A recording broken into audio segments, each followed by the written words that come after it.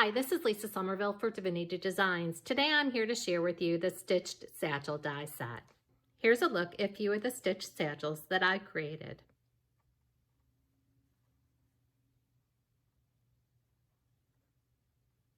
This next one also uses our mini stitched shaker charms. And on this one I've also added the pocket to the back. You can add a gift card to the pocket, a note, or a small card. And here's another version using the stitched satchel die set. Use Velcro dots to adhere the flap closed.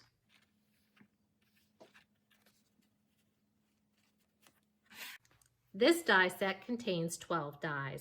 A full-size die cutting machine is needed to die cut these dies, as the largest die from this die set is 12 inches.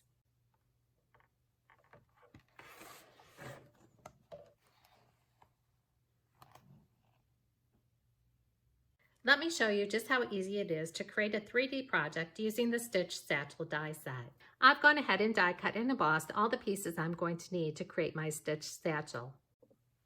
We have the purse front and back, the purse front inset, the sides of the purse side layering panels, the handle tab and handle loops, the extra flap for the purse.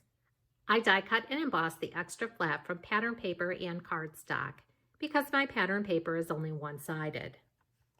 That way when the inside of the satchel is open, you also see the same color as the satchel. If desired, you could die cut the handle layer and adhere to the handle. You could also die cut the purse front inset a second time, the faux zipper, and the pocket layer to create a pocket for the back of the satchel. Complete assembly directions can also be found inside the packaging of the stitched satchel.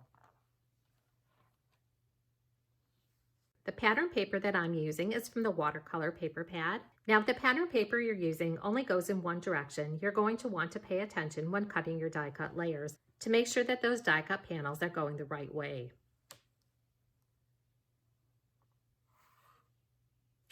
This is especially important when die cutting the layer die for the purse side.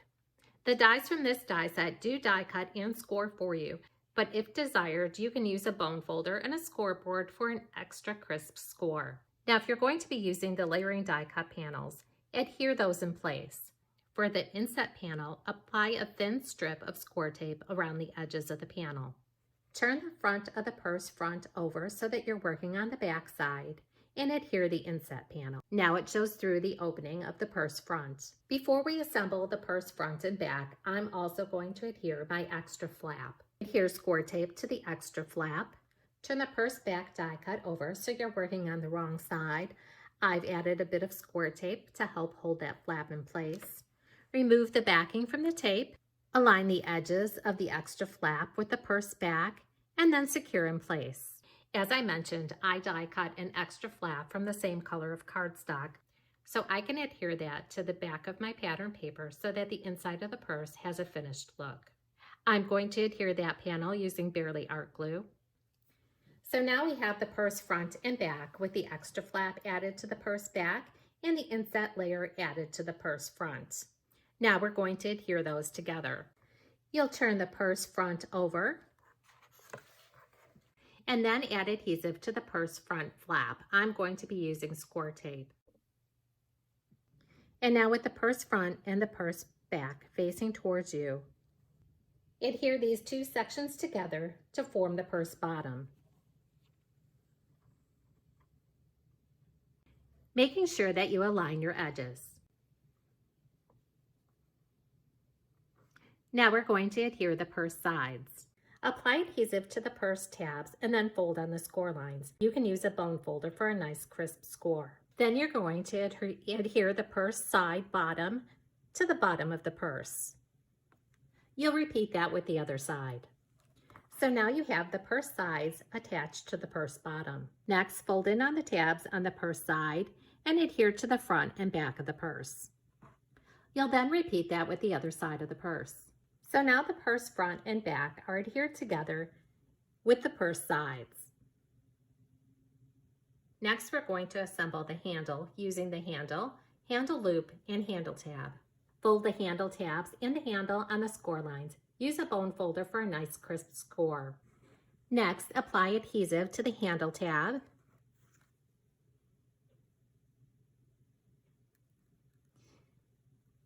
Feed that through the handle, making sure that both die cut pieces have the stitch side facing up. Then secure in place and repeat that process with the other two pieces. Now we're going to adhere this to the side of the purse. Turn that over. Apply adhesive to the tab. And then adhere to the side of the purse just slightly below the top edge. You'll repeat that process with the other side. Now we're going to add the purse handle. You're going to want to pull and roll the handle slightly to round the shape of the handle. Apply adhesive to the tab and then feed the purse handle through the top of the handle loop.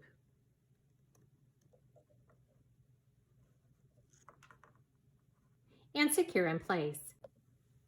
Repeat that process with the other side. And now the handle is attached to your purse. Next, you'll fold the purse back on the score line. Then you're going to roll the top part of the purse flap to make it rounded. I used the edge of my table to help round this flap. Then you can secure the flap to the purse front by using Velcro dots. And here's my finished purse using the stitched satchel die set.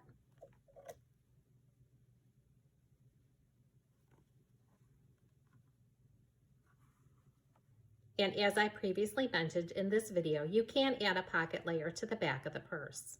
To do this, you're going to die cut the pocket purse front inset and the pocket layer.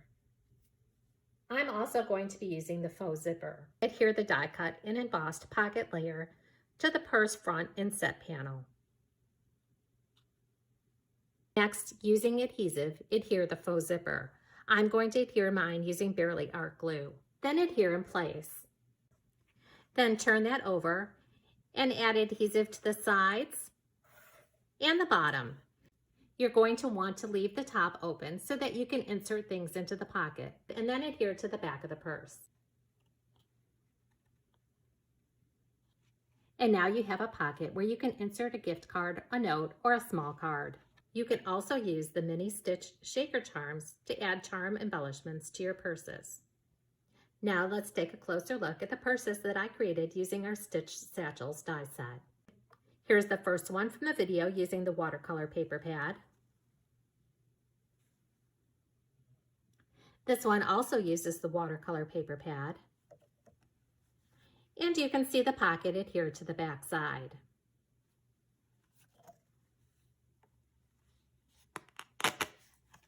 Again, Velcro dots were adhered to keep the flap closed.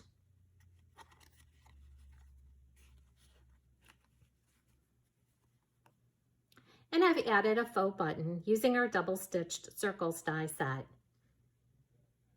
This one uses paper from the stoneware paper pad, and this one uses paper from the Pretty Pink Peonies collection. The front was embellished using the Flower Layering Combo 1 and Fancy Flourish die sets. And I've also added a shaker using the Mini Stitch Shaker Charms die set.